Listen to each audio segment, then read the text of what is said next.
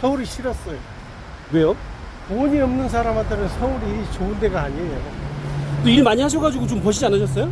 여유가 있는 사람들은, 목돈이 필요한 사람들은 월급제식으로 한 달 있다 받고 그게 가능할지 모르지만 저희 경우에는 그렇지 않다고요. 그럼 돈을 저축하거나 그런 건 아예 없으세요? 없죠. 저축을 할 수가 없어요. 왜냐면 그날 벌어가지고 그냥 쪼갰으니까. 그러니까 우리는 극빈층에 속하는 거죠. 언제부터? 다 그런 건 아니죠. 처음부터 노동 시작할 때부터 지금까지 재래시장 아주 좋아요. 그 일 안 나가시면 식사는 어떻게 일합니까? 집에서 누나가 음식을 자주 보내줘요. 그거 갖다가 냉장고에 넣어놓고 먹는 거죠. 이번 겨울에도 누나한테 도움을 많이 받았어요. 누나가 음식 솜씨가 좋아요. 그 우울증에 시달렸어요. 왜요? 마음이 비니까 아무 희망도 없고 어떻게 살아야 할지도 모르겠고. 같이 일하던 그 오야지가 날 간첩인 줄 알았대요. 아니, 멀쩡한 사람이 아무 말도 안 하고 일만 하고 10년을 그러니까 여기 제주도에 무슨 뭐 염탐하러 온 저기 저 간첩인 줄 알았대요. 사실대로 말하더라고. 그만큼 우울증에 시달렸어요. 일만 하고는 아무것도 안 했어요. 누구하고 친구가 한 명도 없었어요.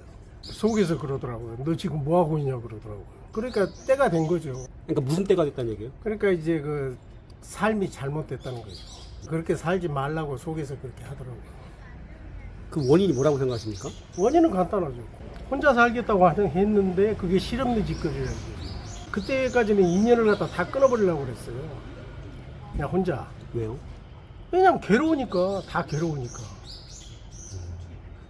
사는 것 자체가 저기 저 괴롭고 그냥 혼자 있고 싶고 그러니까. 근데 그게 잘못된 거예요.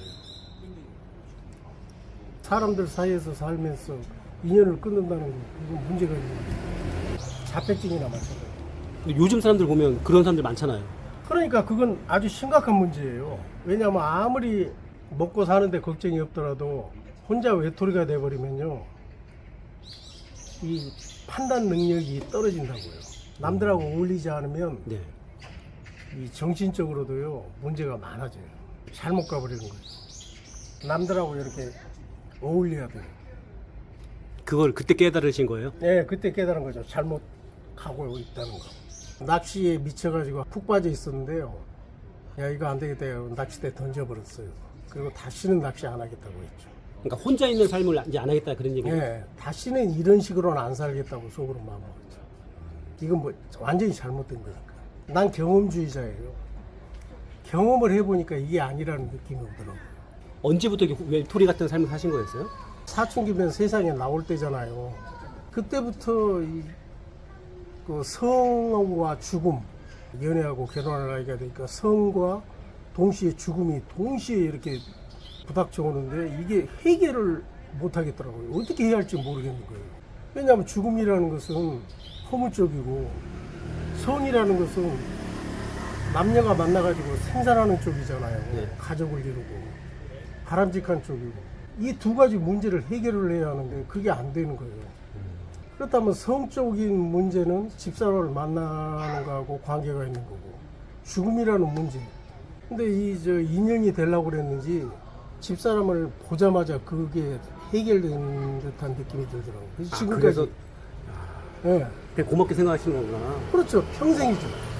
물론 집사람도 내가 왜 이러는지 상당히 당황했을 거예요. 근데 그건 나만 하는 거고 어차피 해결은 내가 해야 하는 건데 그걸 집사람을 통해서 해결한 거죠. 책도 많이 읽어보고 별 방법을 다 써봤는데 안 되더라고요. 해결이 안 돼요. 그 유명하다는 사람도 찾아가서 얘기도 해보고. 근데 혼자서 전부 찾아갔었어요? 찾아갔죠. 유명하다는 저기 목사도 찾아가 보고 책도 많이 읽어봤어요. 그러니까 마음이 괴로워서요? 그렇죠. 해결하려고. 이 마음의 그 문제를 갖다가 해결을 해야 하는데 답이 안 나오니까 내 괴로움을 갖다 풀어줄 그 답이 없는 거예요. 그게 집사람을 통해서 한 거예요. 왜냐하면 집사람은 18이면 순수하잖아요. 자연 그대로잖아요. 네. 그냥 뒷모습 보고 그냥 확 반한 거예요. 그리고 사실대로 말했어요. 받아주신 거예요? 네, 내 꼴이 이 모양인데 이혼하고 싶다고 하니까 집사람이 아니래요. 전혀 그런 생각 안 했대요. 아버지처럼 생각하고 따랐을 뿐이지 전혀 그런 생각 안 들겠다고. 내가 좀 살려달라고 그랬죠. 솔직히 그때 막다른 곳이었으니까. 집사람이 그러면 다 달라고 그러더라고요. 마음이고 뭐고 다 달래요. 그게 무슨 뜻인지 알았죠. 지금 그 벌어서 돈을 갖다가 다 보내는 것도 그 일이에요. 내가 오늘 하루 할 수 있는 걸 다 해가지고 본 돈이다. 이건 돈이 아니다. 내가 당신한테 바치는 사랑이다. 오로지 당신만을 위해서 산다. 그런 뜻이라고 그랬죠. 집사람도 이해를 해요. 처음부터. 돈으로 보질 않는 거죠. 그 어떻게 하느냐는 집사람 마음인 거죠. 난 단지 내 마음만 표시하면 되는 거죠. 그렇게 살라고 작심을 했어요. 처음부터. 지금까지 후회가 없어요. 제대로 간 거예요. 왜냐면 뜻대로 했으니까. 본능대로 했으니까. 연애하는 중에 깨달은 게, 아, 집사람이 나보다 훨씬 현명한 사람이구나. 그걸 알았어요. 내가 주도해가지고 집사람을 리드하겠다고 할 때마다 실패를 했어요. 근데 집사람 뜻대로 할 때는 전부 다 됐어요. 어차피 평생을 같이 할 사람이라면, 집사람이 나보다 나은 사람이라면 그 사람 뜻대로 하는 거예요. 나이가 아무 의미가 없어요. 못 만나시니까 저는 그게 답답한 것 같아요. 처음 연애할 때부터 같이 살아야 한다. 애를 꼭 낳아야 한다. 그리고 가정을 꾸려야 한다. 이런 생각이 없었어요. 사랑을 주는 거니까 내 전부를 주면서 나 자신을 뭐랄까 비워가는 거. 내가 원하는 거 뭐 이루려는 게 뭐였냐면 나의 괴로운 마음을 갖다가 편안하게 하는 게 목표였거든요. 현 시점에서 선생님이 믿는 사람은 아내분밖에 없는 거예요? 설사 집사람이 실수를 하고 집사람이 딴짓을 한다고 해도 그게 중요한 게 아니라고요. 집사람을 좋아하는 건 나예요. 집사람을 통해서 뭘 이루겠다는 게 아니에요. 내 자신을 바꾸겠다는 거예요. 그리고 완전히 바꿨잖아요. 그리고 불만이 없어요. 나는 나만 바꾸면 되는 거예요. 집사람한테 강요할 필요가 없는 거예요. 내 방식을 갖다 집사람한테 강요하는 순간에 집사람은요, 자기 주체성이 없어지고요, 망가지는 거예요. 아무리 겉으로 보기에 좋아져도. 그건요, 내가 원하는 게 아니에요. 집사람 인생과는 따로 있는 거예요. 거기에 대해서 내가 뭐하러 간섭을 합니까? 밥 한 끼 먹을까? 거기까지는 안 가요. 하질 않으니까, 원래. 딱 일 끝나고 나면 그걸로 끝이에요. 삶 좀 너무 단조롭지 않아요? 아니요. 집사람이 있잖아요. 멀리 있잖아요. 마음은요, 거리하고는 상관없어요. 그 사람이 설사 저 지구 반대편에 있을지라도 전혀 거리감이 없어요, 집사람은. 만나자고 온 얘기는 안 하세요? 만나서 좀 같이 살자. 이렇게 많이 했어요. 하루에도 몇 번씩 문자를 해요. 통화도 하세요? 통화도 하고 문자도 서로 보내고. 그럼 그때 되게 행복하세요? 네, 집사람이, 물론이죠. 그러니까 집사람 모든 행동, 모든 말이 다 그냥 좋은 거예요. 그냥 그 사람이 세상에 있다는 것만으로도 좋은 거예요. 그래서 전적으로 의지하는 거겠네요? 만약 그 사람이 이 세상에 존재하지 않는다면요, 굉장히 힘들 거예요. 정신적으로 아마 죽는 걸 거예요. 그 정도예요? 그렇죠. 왜냐하면 몸이 살아있어도 정신이 죽으면요, 사람이 실없어져요. 이 중심을 못 잡고 막 방황을 한다고요. 정신적으로 방황하면 몸이 따라가거든요. 근데 지금은 전혀 그렇지 않아요. 그 사람을 만난 뒤로는 정신적으로 뭐 저기 이제 비어 있다는 그런 느낌을 한 번도 가진 적 없고요. 흔들린 적이 한 번도 없어요. 가정생활하는 사람 빼놓고는 80~90%가 이 노동하는 사람들은요, 전부 도박에 빠져 있어요. 그 이유가 뭐예요? 마음이 비니까. 내가 그 젊을 때 혼자 살 때 마음이 비어봐서 알아요.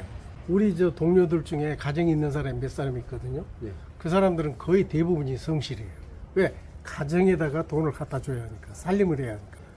한눈 팔 새가 없는 거예요. 주로 이 힘든 일을 하는 사람들이 혼자 사는 사람들이 많아요. 나이 먹었어도 80~90%가 혼자 살아요. 한마디로 가정을 갖고 있질 않아요. 가정을 갖고 있지 않다는 것은 객관적으로 봐서는 마음이 비었다는 거예요. 의지할 데가 없는 거예요. 거의 100% 가까이가 도박이에요. 가장 많이 흔한 게 경마장이에요. 경마장이요? 그리고 두 번째, 예. 주식. 도박하고 비슷해요. 단타예요. 거의 100% 다 망하더라고요. 그 힘들어 번 돈을 갖다 다 나요. 그러면 1년 농사 헛짓는 거예요. 가지고 있는 돈까지 다 날려버리고 오히려 빚지는 상태가 돼요. 다 마음이 공허해서 간다는 얘기죠? 한마디로 거기에 빠져 있는 거죠. 그 중에 경마가 가장 많아요. 안 하면 이상해요. 돈 따신 분들은 거의 없죠? 없어요. 땄다고 하는데요. 네. 그 많이 잃어본 사람이 한 말로는 그걸 거꾸로 생각하면 정확하대요. 4억 땄다고 하면 4억 잃었다고 생각하면 정확하대요. 그 사람이 한 7억 넘게 잃었거든요.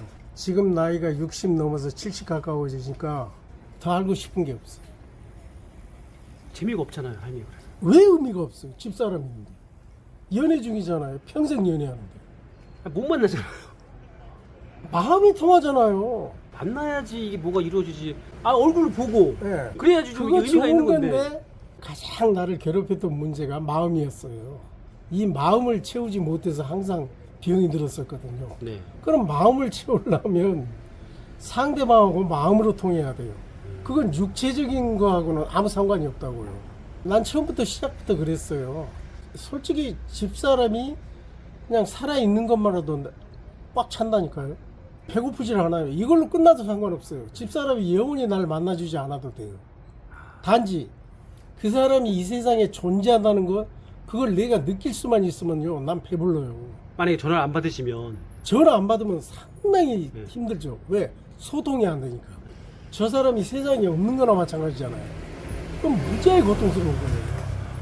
내 젊었을 때 관심 있는 게 플라톤식 그 정신적인 사랑 있잖아요. 거기에 관심이 많았어요. 그래서 집사람이 애를 낳느냐, 가정을 갖느냐, 아니면 집사람이 나하고 같이 함께 사느냐, 그것보다는요, 그쪽에 더 관심이 많아요. 괴로워가지고 막 그냥 뭐 없나 하고 이렇게 찾아볼 때 읽은 소설이 몇 개 있어요. 모파상의 여자의 일생하고 괴테 파우스트하고 저기 헤르만 헤세의 그 데미안하고, 그게 나한테는요 지금까지 남아있는 것들이에요. 그런 걸 보고 나서는 그 나름대로 생각해 놓은 게 있어요. 세상을 어떻게 살아야겠다. 마지막에 사랑밖에 없어요. 세상에 살아있는 사람으로 택한 게 집사람이라고. 선생님한테는요? 그 사람이 사랑의 대상이죠. 곰방의 최악은 술과 담배네요. 네. 일 때문에 절단한 게 아니라 술, 담배 때문에 절단해요. 노동할 수 있는 걸 반 이상 단축시켜요. 그 술, 담배 때문에 다 절단나요. 일 때문에 절단나는 게 아니에요. 그 전날 마시면요, 그 다음날 24시간 지나 전까지는 아무리 술이 깨었다고 해도요, 정신 상태가 바르질 못해요. 그럼 해롱해롱한 상태에서 일을 하는 거예요? 예. 바로 그게 문제라고요. 그러면 주변 사람까지 굉장히 괴롭혀요. 같이 일하는 동료를 갖다 괴롭힌다니까요. 그걸 많이 당했어요. 많이 당했어요. 우리 일할 때. 곰방 일을 하시는 분들 중에 보면은 기인들이 좀 있는 것 같은데 예. 맞나요? 옛날에는 내가 기인이었고요. 나보고 기인이라고 그랬어요. 옛날엔 진짜 내가 생각해도 기인이었어요. 지금 약간, 특이했어요. 네, 약간 느낌이 좀 있어요. 저와 생각이 많이 다르다 그랬어요. 그래서 나보고 기인이라고 그러더라고요. 평범해지는 게 목표였어요. 그게 집사람을 택한 거고. 지금 평범해졌잖아요. 나이든 늙은이, 힘이 많이 빠진 늙은이, 뭐 그렇게 그냥 평범하게 봐줘요. 그게 좋은 거죠. 목표를 이룬 거죠. 젊었을 때는 평범하지 않은 삶이 좀 싫었다는 거죠? 그렇죠. 너무나 내가 생각해도 특이했어요. 왜 나만 이렇게 정신적으로 괴로워해야 하나? 왜 남들이 그 청춘 시절에 누리는 그런 걸 누리지 못하고 왜 나만 이렇게 막 세상 치면 다 짊어지고 혼자 그냥 꽁꽁 앓아야 하나? 그때 갑자기 그냥 복잡해지더라고요. 아무 생각 없이 살다가 성에 눈뜨기 시작하고 동시에 죽음이라는 문제 두 가지가 오는데, 인생 무상, 삶의 회의 그러잖아요. 딱 그거예요. 충격이 있었어요? 아무 생각 없이 그냥 잘하잖아요. 그러다가 정신이 정신이 깨기 시작하는데, 세상에 나가려고 하는데 아는 게 시작이에요. 그냥 아버지 일찍 돌아가시고 아는 게 없잖아요. 누가 교육을 한 것도 아니고 그냥 외톨이로 자랐어요. 어머니 그 새벽에 나가서 밤중에 들어오시고. 그러면 집에 아무도 없잖아요. 한마디로 정신적으로 성숙하지를 못한 거죠. 누구하고 대화도 없었고 그냥 몸만 자라다 보니까 정신적으로 성숙하지 못했던 것 같아요. 어떻게 일해야 할지를 모르는 거예요. 책도 뒤져보고 세상에 나와서 굴러보기도 하고 그렇게 했는데, 그 노동판에 나와서 힘든 일을 하고 일부러 하고 바짝 말랐다가 몸도 괜찮아졌고, 집사람 만난 뒤로 뭐랄까 마음도 이제 안정이 되고, 그러니까 평범한 사람이 된 거예요. 그냥 거기에 맞춰 살아야죠. 아무 생각 없고요. 앞으로도 아무 생각 없이 살았으면 좋겠어요. 본능대로. 저 자연스럽게 늙어가잖아요. 그럼 거기에 맞춰서 생각도 변해가잖아요. 그냥 평범하게 자연스럽게 순리대로 그 누구나 사는 삶처럼 그렇게 나도 그렇게 살았으면 그게 목표예요. 저 주변에서 내가 지나가도 아무도 이상하게 보지 않고 아 늙은이 한 사람 지나간다, 노인이 하나 지나간다, 그냥 그 정도로만 알아주는 게 그게 가장 좋은 거예요.